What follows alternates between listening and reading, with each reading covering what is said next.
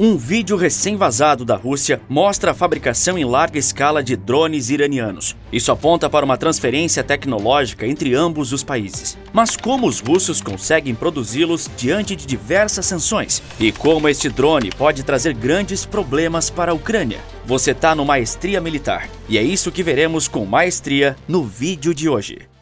Uma grande produção. Nesta terça-feira vazou um vídeo da fabricação de drones russos. Essa é considerada a primeira filmagem que comprova a fabricação em larga escala dos drones iranianos Shahed 136. Até a publicação deste vídeo, sabíamos que existia certa transferência de tecnologia entre o Irã e a Rússia, mas ainda não era de conhecimento público a produção do drone em solo russo. O Shahed 136 é um dos drones mais poderosos do Irã. Por se tratar de um dos principais drones iranianos, a transferência da sua tecnologia pode significar que outros tipos de armamentos iranianos também podem estar sendo produzidos na Rússia. Mas como a Rússia conseguiu produzir tantos drones, mesmo sofrendo diversas sanções do Ocidente, que visam atingir fortemente sua economia e poder industrial? Bom, na realidade, em um mundo globalizado como o que vivemos, é quase impossível impor sanções sem deixar brechas. O próprio Irã é um dos países mais sancionados do mundo, abaixo apenas da própria Rússia. Mesmo com uma economia sufocada há décadas, ainda mantém a pleno vapor seu desenvolvimento militar. Para isso,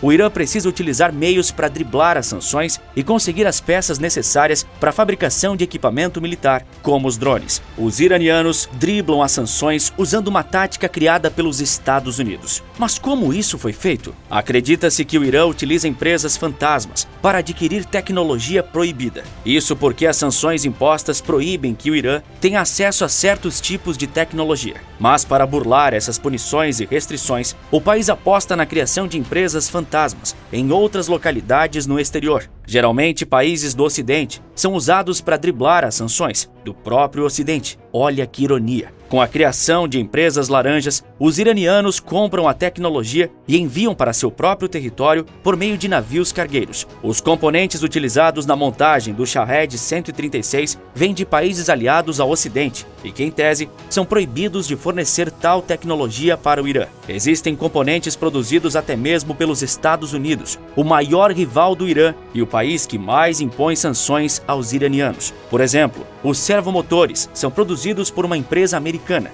As baterias são da japonesa Panasonic. A placa principal de circuitos é produzida com componentes dos Estados Unidos e do Japão. As antenas vêm direto do Canadá. E o principal para seu funcionamento são os processadores, que são produzidos pela Texas Instruments. Com isso, podemos perceber que grande parte dos componentes são produzidos nos Estados Unidos. De acordo com as sanções impostas pelos Estados Unidos, União Europeia e países asiáticos, nenhum desses componentes poderiam ser vendidos diretamente para o Irã e nem mesmo para empresas ligadas a eles. E veja bem, o Irã não tem acesso a alguns desses componentes. Ele tem acesso a uma quantidade altíssima e muito relevante dele. Como as empresas fantasmas e toda uma logística de transporte, o Irã adquire os itens para proporcionar uma produção em larga escala com tecnologia estrangeira. Esse tipo de técnica foi utilizada até mesmo pelos Estados Unidos. Essa maneira utilizada para burlar as sanções são antigas e já foram usadas durante a Guerra Fria, quando a União Soviética era o maior inimigo dos americanos. Então,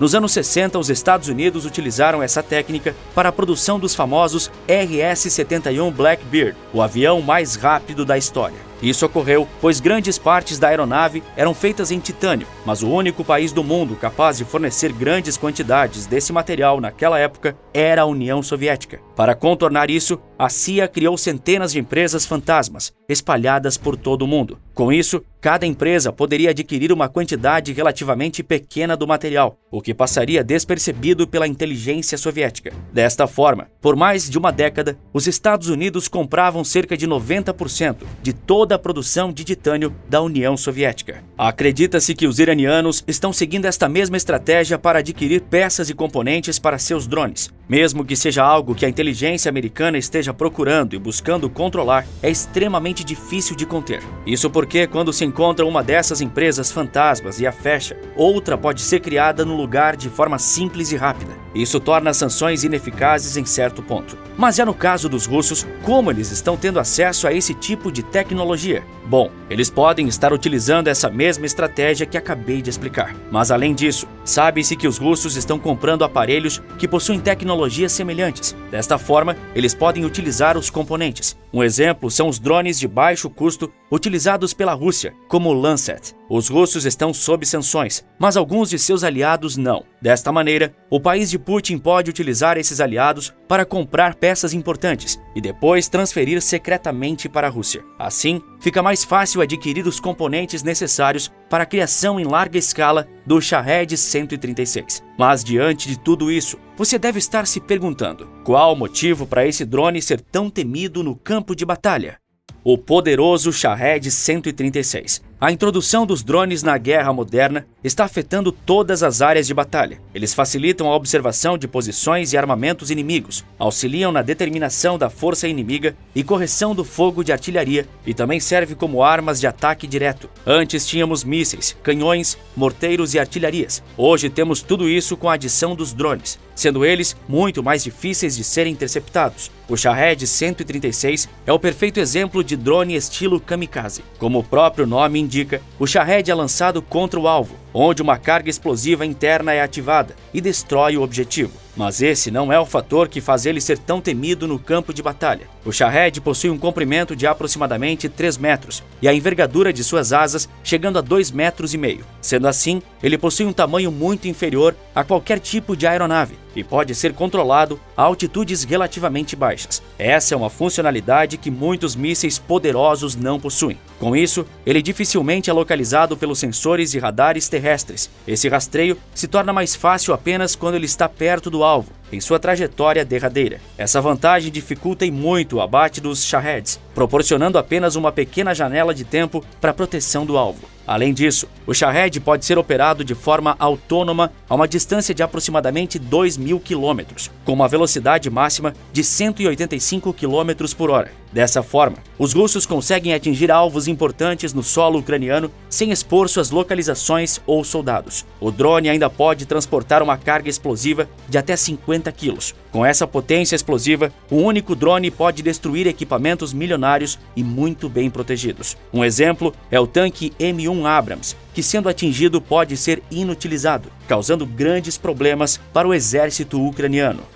Como disse, esse drone é muito menor que as aeronaves tripuladas. Assim torna-se mais difícil a detecção inimiga, dando pouco tempo para os sistemas de defesa aérea trabalharem. Contudo, isso não significa que é impossível abater o Shahed. Com os poderosos equipamentos de defesa que a Ucrânia dispõe, como o Patriot, essa tarefa se torna um pouco menos difícil. Mas para inverter essa situação e tornar a proteção ucraniana relativamente impossível, a Rússia faz uso de ataques de saturação utilizando mísseis e drones. Como podemos ver nas imagens vazadas, a produção em larga escala do Shahed pode fornecer drones o suficiente para esse tipo de estratégia. Com os russos aumentando a sua produção bélica, a Ucrânia se encontra em um período difícil. O exército russo está aumentando cada dia mais as suas produções de armas e projéteis, ao passo que os ucranianos estão vendo seus estoques diminuírem, chegando a um ponto crítico. Isso tudo se torna ainda mais crítica diante da demora na aprovação do pacote de ajuda americana, que está na casa dos 60 bilhões de dólares, mas ainda não está nem perto de chegar à Ucrânia.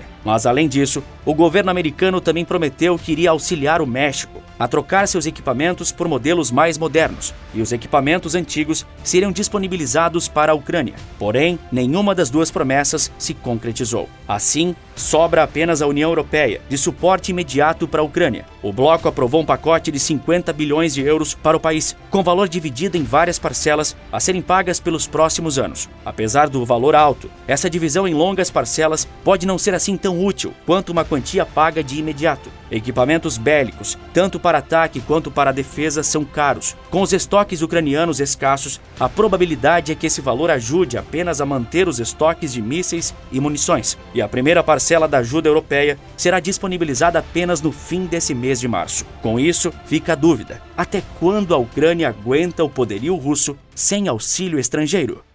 Agora eu tenho certeza de que o público que assiste ao Maestria Militar é um público altamente qualificado, Por isso eu sei que você tem uma opinião formada, e eu gostaria de saber o que você acha sobre a produção russa. Levando em consideração a produção em larga escala, você acredita que a Ucrânia conseguirá suportar uma forte ofensiva da Rússia? Além disso, você sabia que Putin ameaçou atacar a Europa e posicionou diversos armamentos nucleares contra eles? Fiz uma análise completa sobre isso, com todos os dados, e eu te conto tudo no vídeo que está aparecendo aqui na sua tela. Basta clicar, que eu te vejo do outro lado em poucos segundos. Você está no Maestria Militar, e eu te vejo na próxima batalha.